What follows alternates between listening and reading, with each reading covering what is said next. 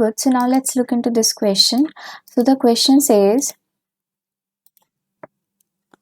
attempt titrating an amino acid. हमें amino acid को titrate करना है against weak base and discover करना है, पता करना है कि कौन कौन से आयनाइजेबल फंक्शनल ग्रुप्स हैं एसिड में. ठीक है, ये हमें पता करना है. तो बेसिकली टाइट्रेशन में होता क्या है,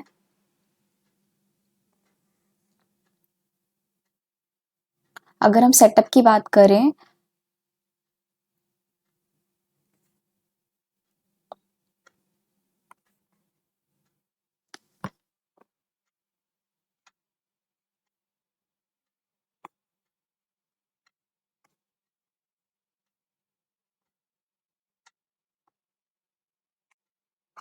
तो दिस इज ब्यूरेट. ये क्या है, कोनिकल फ्लास्क. Conical flask. तो यहाँ पे प्रेजेंट होगा टाइट्रेंट. टाइट्रेंट प्रेजेंट होगा जिसकी नोन कंसंट्रेशन होगी और नोन उसकी वॉल्यूम होगी. Known concentration and known volume present होगी. यहाँ पर जो कोनिकल फ्लास्क में जो सैंपल प्रेजेंट है उसकी हमारे पास नोन वॉल्यूम तो होगी, ठीक है, बट नोन कंसंट्रेशन नहीं होगी. मतलब हमें उसकी कंसंट्रेशन फाइंड आउट करनी है. तो हम बोल सकते हैं unknown concentration and known volume. ठीक है, तो हम टाइट्रेशन परफॉर्म करते ही क्यों हैं, हम टाइट्रेशन इसलिए परफॉर्म करते हैं. अब आपको पता लग गया होगा, जब यहाँ पे अननोन कंसंट्रेशन है तो हमें उसकी अननोन कंसंट्रेशन निकालनी होगी. तो हम लिख सकते हैं जो टाइट्रेशन है ना वो परफॉर्म इसलिए किया जाता है कि it is a process in which we can determine this quantity of substance A by adding the increments of substance B.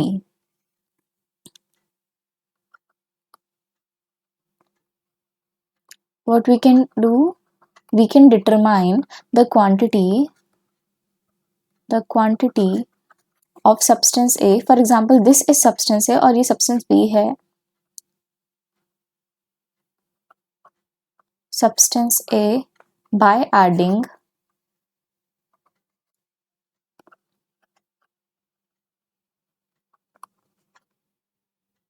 increments of substance B until an equivalence point is achieved.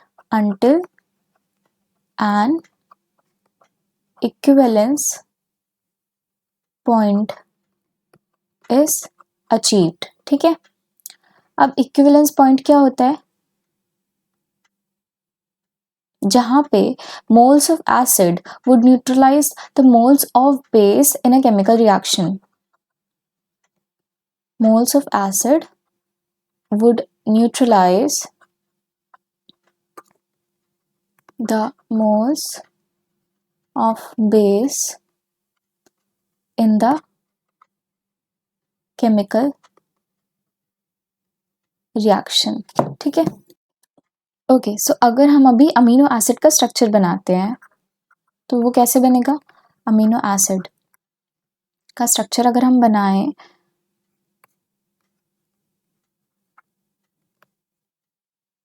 और we can write COOH NH2 and if there is H.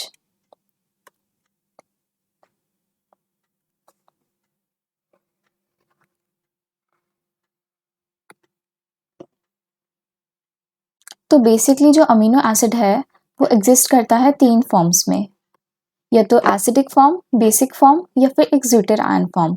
ठीक है, तो अब हम उन तीनों को देख लेते हैं. बेस्ड अपॉन द कंडीशन ये चेंज हो सकती है with respect to the addition of the acid और with respect to the addition of the strong acid, weak acid, strong base, weak basis. देखो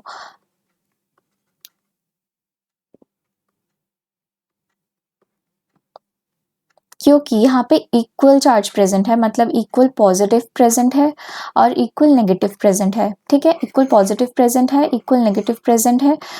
सो ये इसको बोलेंगे हम न्यूट्रल फॉर्म, क्योंकि चार्ज न्यूट्रलाइज कर देंगे, ठीक है, इसको बोलेंगे हम न्यूट्रल फॉर्म। और यहाँ पर अगर चार्ज की बात क्या होगी, सो अगर +1 और -1 है तो that is going to give 0, तो हम बोलेंगे चार्ज इज इक्वल्स टू 0। लेकिन इन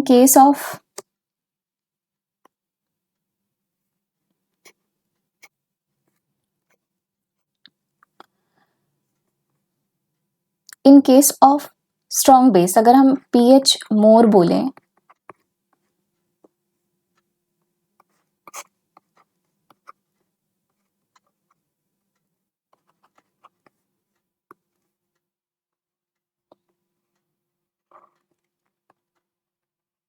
तो यहाँ पर बेसिक फॉर्म होगी। बेसिक फॉर्म क्यों? क्योंकि यहाँ पे लोन पेयर है, इसके COO- है, लोन पेयर है, तो it can donate it's lone pair, और जो लोन पेयर डोनेट कर दे हम उसको क्या बोल सकते हैं? बेस। यहाँ पर भी अगर हम NH2 बोलें तो N भी तो अपने लोन पेयर डोनेट कर सकता है, सो दैट यहाँ पे होगी बेसिक फॉर्म डोमिनेट कर जाएगी। अगर हम इधर बात करें तो RCOOH, तो यहाँ पे होगी एसिडिक फॉर्म डोमिनेट करेगी, जहाँ पे pH कम होगा, मतलब कि मोर H+ होंगे, ठीक है। मोर H+ कैसे होंगे?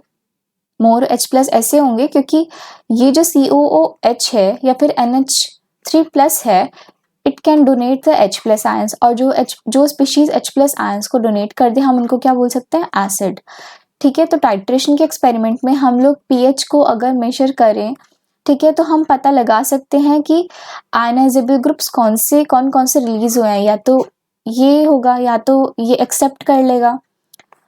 देखो यहाँ पे जैसे कि अगर हम pH लो है, ठीक है, तो यहाँ पे COH फॉर्म होगा, ठीक है। अगर यहाँ पे pH ज़्यादा है, मतलब कि यहाँ पे H+ आयंस कम है, तो बेसिक फॉर्म डोमिनेट कर जाएगी, ठीक है।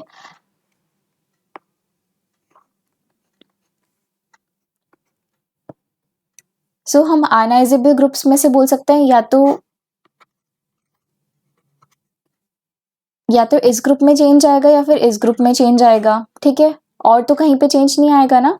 या फिर अगर साथ में कोई भी R ग्रुप में कोई और ग्रुप प्रेजेंट है, फॉर एग्जांपल अगर यहाँ पे भी हमारा अमीनो ग्रुप प्रेजेंट है या फिर COOH ग्रुप प्रेजेंट है, तो उसके अकॉर्डिंग फिर कंडीशन चेंज होगी। लेकिन अगर बिल्कुल बेसिक अमीनो एसिड का स्ट्रक्चर देखा जाए तो यहाँ पे सिर्फ हमारे 2 ही आयनाइजेबल ग्रुप्स हैं, जो कि चेंज कर सकते हैं, वेरी कर सकते हैं अगर कंडीशंस डिफरेंट हैं, ठीक है। जैसे कि pH कम या pH ज़्यादा का ले सकते हैं हम example. So I hope you understood it well and best of luck.